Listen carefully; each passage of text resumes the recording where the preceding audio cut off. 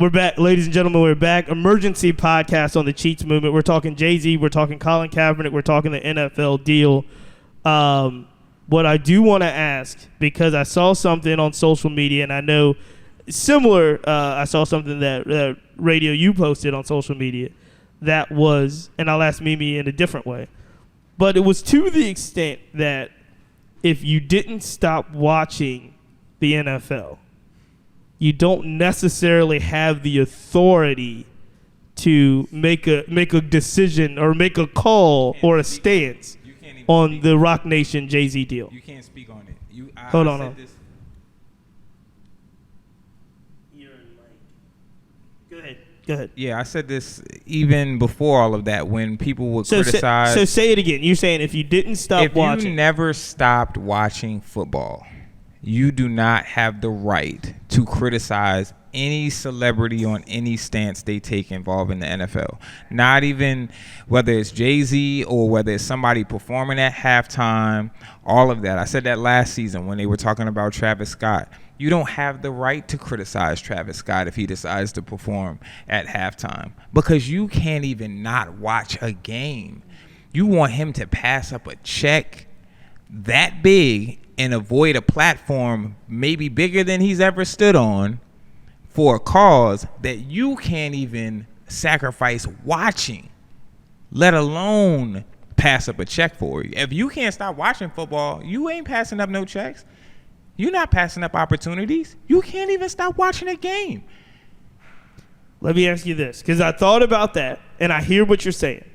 But let me ask, this is my thought when I heard that, and you're not the only person that said it, but when I hear that people say that, this is my thought, and you tell me if I'm right or wrong, or you tell me if I'm right or wrong. But if the argument is, if you didn't stop watching football, you have no authority to make a decision on protesting. It is very clear that in 2016, Colin Kaepernick did not vote. Does he have the authority to make a social justice American society call on anything, being that he did not exercise his right to vote, and has made it clear that in previous elections he has not voted? So somebody that does not vote, do they have the authority to be two different things? Two different things. How? Help me understand. I'm going to explain why. Because if I understand the premise. Right. I understand the premise. But when we're talking about protest, voting in a sense can be considered a protest. Because if you vote for one, you could be considered to be it's really opting. It's not protesting. It's not saying that you're protesting the other option. It's just saying you're choosing one option over the other. Protesting is literally, I am protesting this. That's two different things. So when you're talking about boycotting, if you're talking about boycotting, I don't know.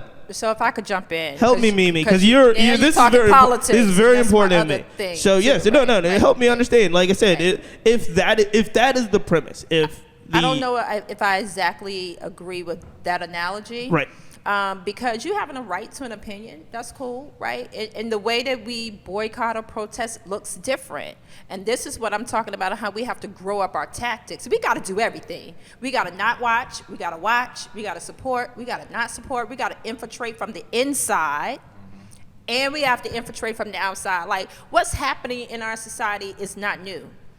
But our oppressors are growing their tactics as well. So we can't just do one thing. So yes, we have to be a part, if you want to say a part of integrating into at the table that we are all metaphorically overused. We have to create tables. We got to flip tables. We got to build tables.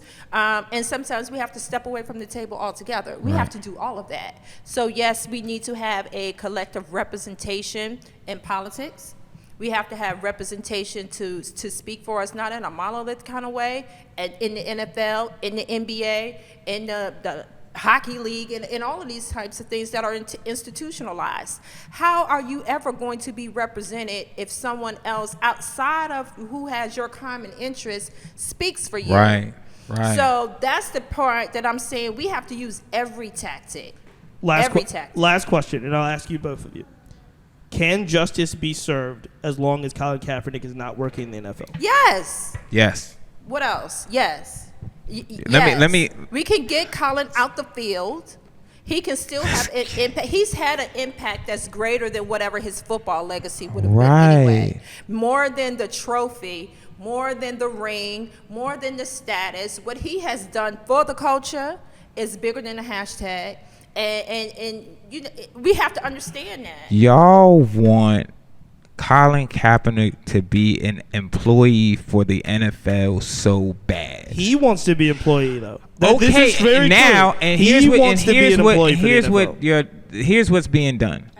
People are going to use Colin Kaepernick against Jay-Z so hard that you're going to expose Colin Kaepernick in a way that's going to make him seem like he's not really for the movement, the real movement.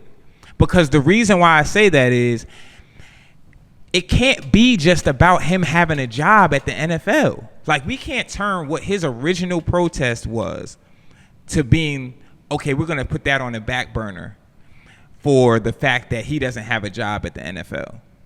So if Jay-Z is saying, you brought light to this issue in a way that no one else had brought light to it before, or on a stage that it never had been shed light on before. And now we're able to take that light you shed and have influence in a way that we've never had before, and access in a way that we have not had before, to take it to another level and make it actionable. And people are saying he should wait until Colin Kaepernick has a job before he takes that next step, or he should include Colin Kaepernick. There's a lot of including Colin Kaepernick. Now here's the thing about that. He just said, I'm not that man's boss. I had a conversation with him. I can't make him do anything. Y'all don't know what that conversation sounded like. Apparently it didn't go well. Right. So one of the reasons but if you listen to his spouse, her complaint is, you're making it more difficult for him to get a job in the NFL. It's not, oh, you're stopping the movement from progressing. It's you're stopping Colin Kaepernick from getting a job at the NFL. Hold on, we get real quick because this is important. But we do have to. Because when we look at the word ban Colin Kaepernick, NFL's ban on Colin Kaepernick, that ban is in reference to him having a job at the NFL. Let me just say really quickly, too, because all of this stuff, there's so much that goes into this. But they really, and I think radio articulated exactly what Jay-Z was saying in the press conference when he was sitting with Roger Goodell in Rock Nation talking about the partnership of basically actionable items. Where do we go from here? How long do we stay in this phase and move to the next phase? One of the things that I do think challenges that is the voice of Eric Reed, who is the, who I think with, along with Colin Kaepernick, I want to say the second week was taking a knee, continued to take a knee, sued the NFL with Colin, settled with Colin. Hold on one second. Settled with Colin. Last year, signed by the Carolina Panthers, continued to protest, continued to take a knee, and has taken a knee up until yesterday's preseason game or whatever. He's still, and so I think one of the challenges on the whole thing, which I don't disagree with, I think you're going to start to see camps pit themselves against each other, the same way you saw the Reed Kaepernick group and the Players Coalition, and we'll get into that in a little bit as well. But I think it is challenging, and I think that divide continues when people very close to Colin, like Eric Reed and like his fiance or wife Nessa, continue to make, to speak on his behalf. He doesn't speak. One of the things that I think is challenging is that Colin doesn't speak very much for himself. That's another thing. So I know, ladies and gentlemen, everybody watching live, but I do have to take a quick break. We have to come back with GG Broadway, Randy Wilson, Source. We got more to talk about, but I gotta throw in a reasonable doubt. We gotta do it. Jay-Z deserves reasonable doubt. Hey, we'll be right back after this. That's a fact.